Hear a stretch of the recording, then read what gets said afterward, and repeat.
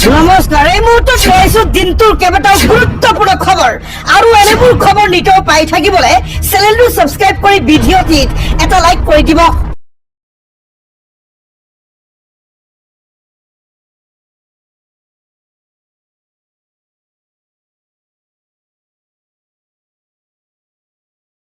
মুছলমানক লৈ মুখ্যমন্ত্ৰী হিমন্ত বিশ্ব শৰ্মাৰ কেইবাটাও বিস্ফোৰক মন্তব্য। হয়, মুছলমানক লৈ মুখ্যমন্ত্ৰীৰ মুখত এনেকুৱা কিছুমান ভাষণ যিবিলাক শুনিলে আপোনাৰ চকু কপালত উঠিব। কিমান বেয়া পায় মুছলমান মিয়াসকলক মুখ্যমন্ত্ৰী হিমন্ত বিশ্ব শৰ্মাই আজিৰ এই ভিডিঅ'টিৰ জৰিয়তে আপোনালোকে জানিব পাৰিব। বিজেপি কি বস্তু মিয়াসকলে নিশ্চয় বুজি পাব। মাতানি যদি অসমত আহিছে উচ্ছেদিত এৰিয়াবিলাক ভ্ৰমণ কৰক, ভ্ৰমণ কৰিহে গম পাব বিজেপি কি বস্তু। হয়, আমাৰ প্ৰথমটো খবৰে ৰাজ্যবাসীৰ বাবে বহুতে গুৰুত্বপূৰ্ণ খবৰ। মেহবুব মাদানিক লৈ মুখ্যমন্ত্ৰী হিমন্ত বিশ্ব শৰ্মাই বহুত কেইটা বিস্ফোৰক মন্তব্য কৰা দেখা যায়। ইয়াৰ লগতে মুছলমানসকলক লৈও কেইবাটাও বিস্ফোৰক মন্তব্য। কি মন্তব্য কৰিছে মুখ্যমন্ত্ৰী হিমন্ত বিশ্ব শৰ্মাই, ভিডিঅ'টি শেষলৈকে চাওক, সবিশেষ জনাইছো। মুখ্যমন্ত্ৰী হিমন্ত বিশ্ব শৰ্মাৰ মন্তব্য, বেদখল কৰিলে কি পৰিস্থিতি হয় চাই লওক মাদানিয়ে। অচিনাকি মানুহ থাকিলে উচ্ছেদ নিশ্চয় হব। কংগ্ৰেছ থাকিলেহে মাদানিৰ বাহাদুৰি আছে, কিন্তু মোৰ দিনত মই বুঢ়া আঙুলি দেখুৱাই দিছো মাদানিক। মাদানি এটা ফাল্টু মানুহ, মাদানিৰ বিষয়ে কোনো ধৰণৰ কথা নকলে ভাল। আৰু বহুত কেইটা মন্তব্য। মাদানি কোন হয় বুলি প্ৰশ্ন কৰিছে মুখ্যমন্ত্ৰী হিমন্ত বিশ্ব শৰ্মাই। মাদানি কি ভগৱান নেকি বুলি প্ৰশ্ন মুখ্যমন্ত্ৰীৰ। মাদানিৰ বাহাদুৰি কংগ্ৰেছ থাকিলে চলে, বিজেপি থাকিলে মাদানি ফাদানিৰ একো বাহাদুৰি নাই। বেছি কৰিলে মই মাদানিক ভৰাই দিম জেলত বুলি মুখ্যমন্ত্ৰী হিমন্ত বিশ্ব শৰ্মাৰ মন্তব্য। চিএম মইহে, মাদানি নহয়। মই মাদানি ফাদানিক বুঢ়া আঙুলি দেখুৱাই দিছো। মাটি বেদখল কৰিলে কিমান বেয়া হয় চাব দিছো মাদানিক। গোৱালপাৰাত উচ্ছেদিত যি অৱস্থা হৈছে, গতিকে বেলেগক আৰু মাটি বেদখল কৰিবলৈ নকয় মাদানিয়ে। উচ্ছেদ চালেহে কঁপিব মাদানি কিমান ভয়ংকৰ হয় বিজেপি। উচ্ছেদ চালেহে কঁপিব মাদানি কিমান ভয়ংকৰ বিজেপি চৰকাৰ, মুখ্যমন্ত্ৰী হিমন্ত বিশ্ব শৰ্মাৰ মন্তব্য। অচিনাকি মানুহ ফৰেষ্ট বিজিআৰ পিজিআৰত থাকিলে উচ্ছেদ নিশ্চয় হব।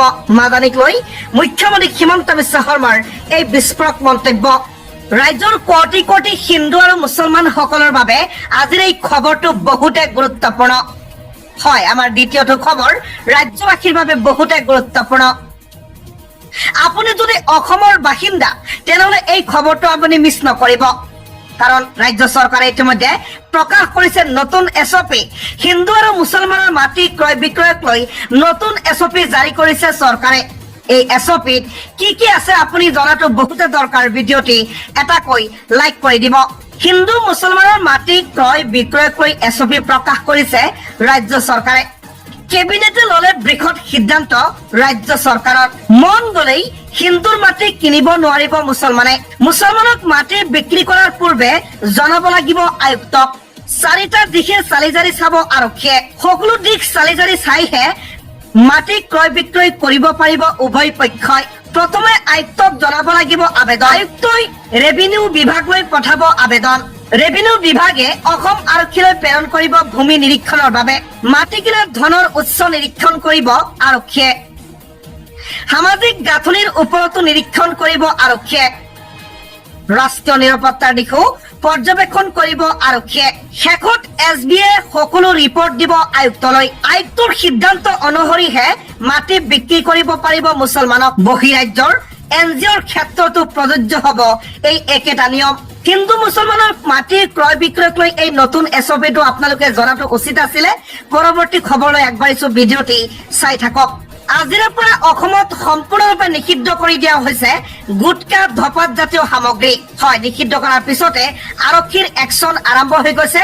যদি আপুনি তামোল খায়ো ৰাজহুৱা স্থানত পিক পেলাই, তথাপিও আপোনাৰ জৰিমনাৰ লগতে জেলতো যাবলগীয়া হ'ব পাৰে।